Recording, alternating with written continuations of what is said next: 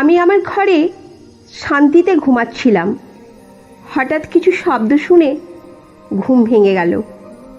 আমি হতবাক হয়ে উঠলাম, কারণ আমি নিজেও একজন বিবাহিত নারী।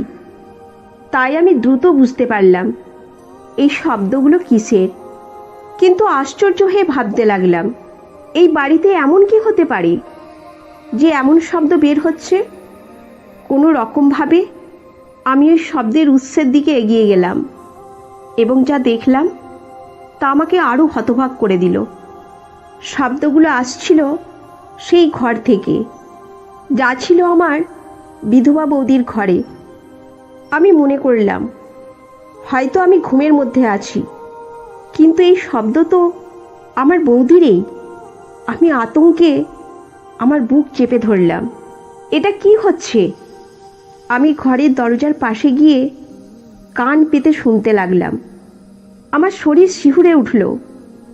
তারপর আমি দেখলাম জানালাটা খোলা। সাহস হলো না, তবে জানালার পাশে গিয়ে যা দেখলাম, যেন আমার পায়ের নিচের থেকে মাটি সরে গেল। আমার বৌদি ঘরে একা নয়, সেখানে তো 3 জন যুবক ছেলে। আমার স্বামী সারাদিন বাড়ির বাইরে থাকে, আর আমি বাড়িতে একা। আমার বৌদি ছিলেন অত্যন্ত সুন্দরী এবং যুবতী, কারণ তিনি ছিলেন দাদার দ্বিতীয় স্ত্রী। দাদা এর আগে একজন বৃদ্ধ মহিলাকে বিয়ে করেছিলেন, কিন্তু তিনি মারা যাওয়ার পর দাদা এই যুবতী মেয়েকে বিয়ে করে ঘরে নিয়ে আসে। তখন সবাই অবাক হয়ে গেল। সবাই বলতো নিজের মেয়ের বয়সী মেয়েকে বিয়ে করে এনেছে। দাদার চলার শক্তিও নেই, কিভাবে এমন মেয়ে বিয়ে করলো, আর এত সুন্দর মেয়েকে কিভাবে সুখী রাখবে। কিন্তু আমরা দেখছিলাম দাদা যেন আবার তরুণ হয়ে উঠেছেন। তিনি তার সাদা চুল রং করতে শুরু করলেন, তরুণদের মতো পোশাক পরতে লাগলেন। শুধু তাই নয়, তার মধ্যে হঠাৎ শক্তি যেন এসে গেল। আমার মা বলতেন, মেয়েরা মুখে বললেই বয়স্ক পুরুষও তরুণ হয়ে যায়। তখন আমি ছোট ছিলাম, এসবের কিছু বুঝতাম না, কিন্তু এখন আমি নিজেও একজন বিবাহিত নারী, তাই মায়ের কথা বুঝতে পারি। মনে মনে দাদাকে নিয়ে হাসতাম।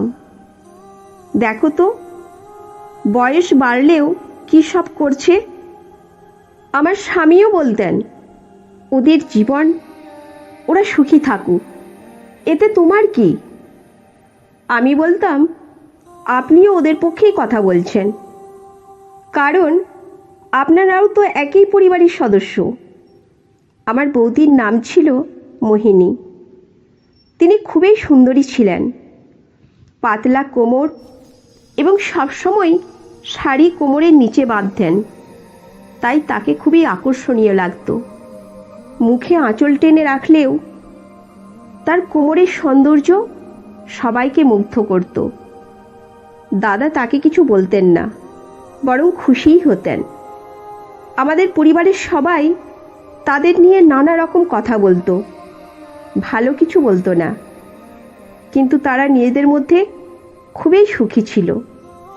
তাই অন্য কারো কিছু বলার ছিল না। একদিন হঠাৎ খবর এলো যে দাদা খুবই অসুস্থ হয়ে মারা গেছেন। আমাদের জন্য এটা বড়ই অদ্ভুত ছিল। সবাই বলল, বয়স তো এমনই, যে কোনো সময় যে কোনো রোগ আসতে পারে, কিন্তু কোনো কারণ খুঁজে পাওয়া গেল না। বৌদি বিধবা হয়ে গেলেন এবং কেউ তাকে নিজের বাড়িতে রাখতে চাইল না, কারণ এত সুন্দরী ও যুবতী একজন মহিলাকে কে নিজের বাড়িতে রাখতে চায়, যে কিনা সবার দৃষ্টি আকর্ষণ করবে। আমাদের পরিবারের ছোট্ট বাড়িটি ছিল মাত্র 2 জনের, আমার স্বামী আর আমি। তাই সিদ্ধান্ত হলো বৌদি আমাদের বাড়িতেই থাকবেন। আমার স্বামী খুব ভালো মানুষ, খুব সহজ সরল। সে বলল, ঠিক আছে, কখনো রাতে আমি শহরের বাইরে গেলে তোকে নিয়ে আমার চিন্তা থাকবে না। বৌদি থাকলে চিন্তা করার কিছু থাকবে না। কিন্তু বৌদি ঘরের কাজকর্ম সামলানোর মতো নারী ছিলেন না। তবুও যখন থেকে দাদা মারা গেছেন, বৌদি নিঃশব্দে নিজের কাজ করতেন, কথা বলতেন না। আমার মা বৌদিকে ভালোভাবে গ্রহণ করতেন না। মা বলতেন, তাকে বাড়িতে রাখো, কিন্তু তার উপর নজর রাখো।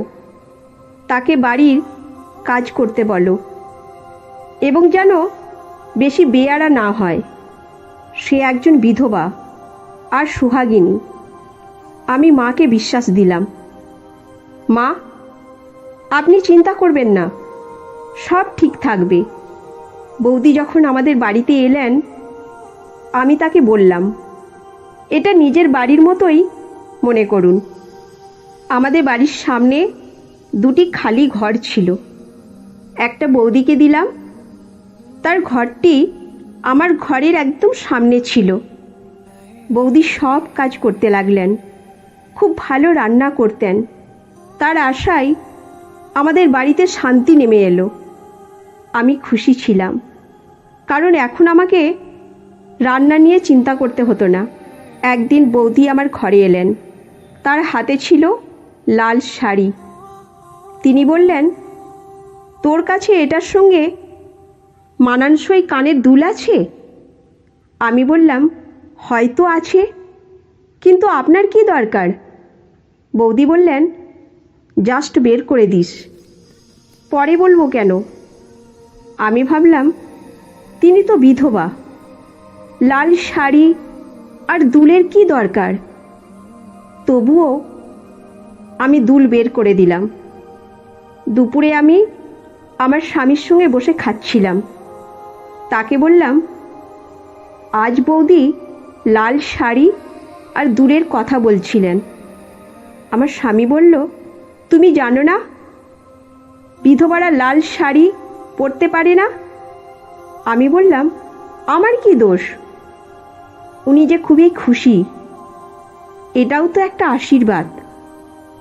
রাত বাড়ল, আমি গভীর ঘুমে ডুবে গেলাম। সকালে আমার মা বললেন, রাতে তোকে ফোন করছিলাম, তুই ফোনেই তুলিসনি।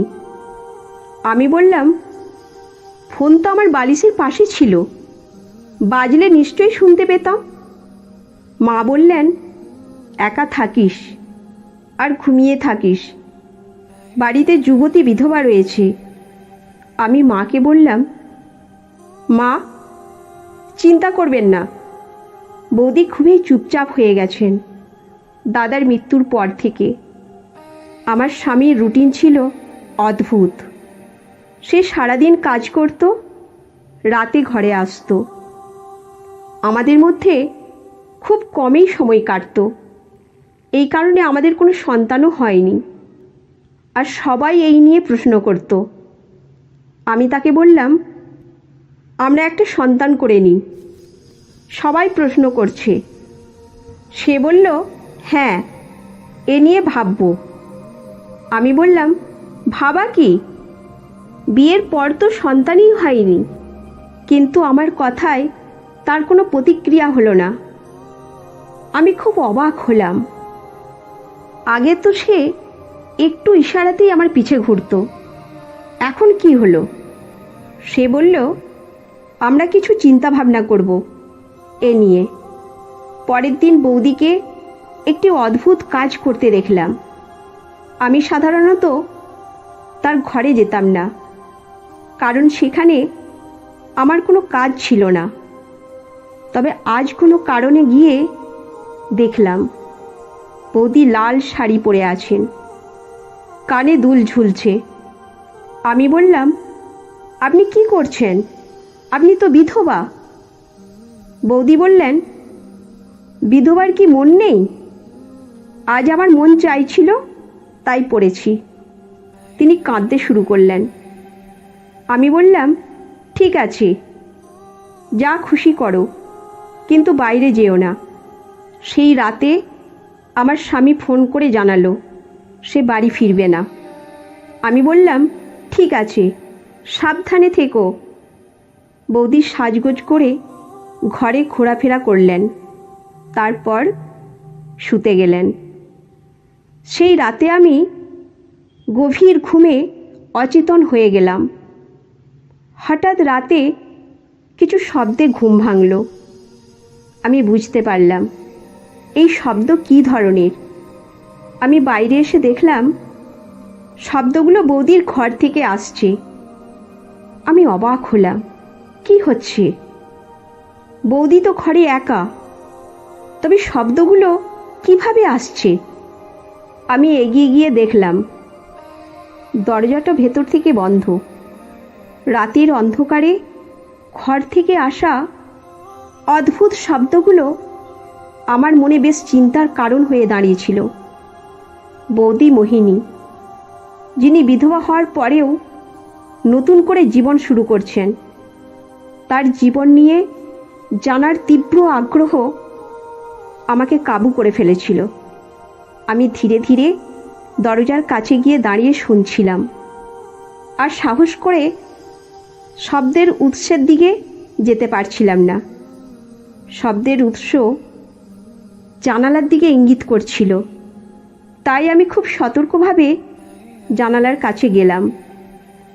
জানালা খোলা ছিল, আর বাইরে থেকে অল্প আলো আসছিল।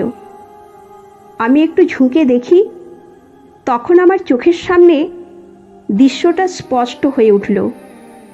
বৌদি মোহিনী লাল শাড়ি ও কানের দুল পরে খুবই আকর্ষণীয় লাগছিল।